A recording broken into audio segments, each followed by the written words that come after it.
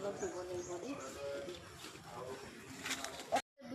এয়া নেফা ফুল ছিঙিছোঁ দেই। নেফা পাতটো আকৌ এনেকৈ তেলত ভাজি খাই বহুত ভাল লাগে, বহুত ভাল।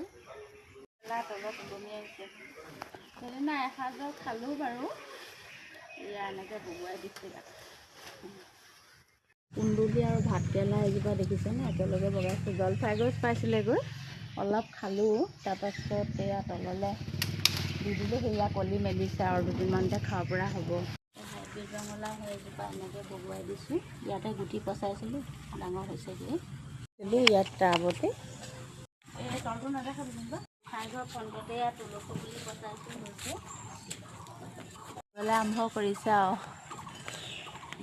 তল কেইটামান পাৰিব লাগিব, পানী খাব লাগিব।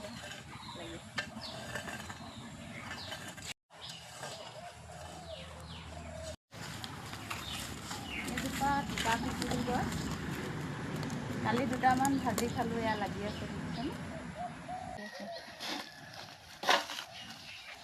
বগাইছেগৈ জলফাই গছলৈ। কলি কালি কেইটামান ছিঙিলোঁ বাৰু। আকৌ বগাইছেগৈ। প্ৰথম চামটো খালোঁ, দ্বিতীয় চাম খাবলৈ পাম চাগে অলপ। কালি এসাঁজৰ ঔটেঙাৰ লগত খালোঁ আৰু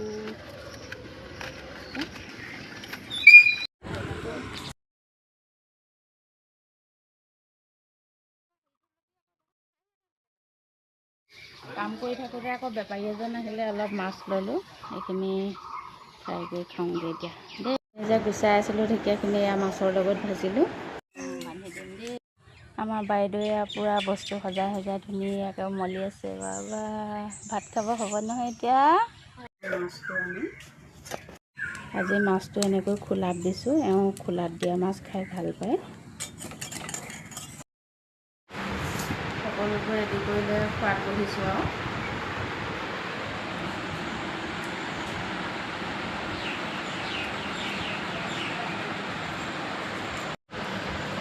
খাবলৈ খুব ধুনীয়া হৈছে আঞ্জাখন। ভজা ভাজিটো খুব ভাল লাগিছে।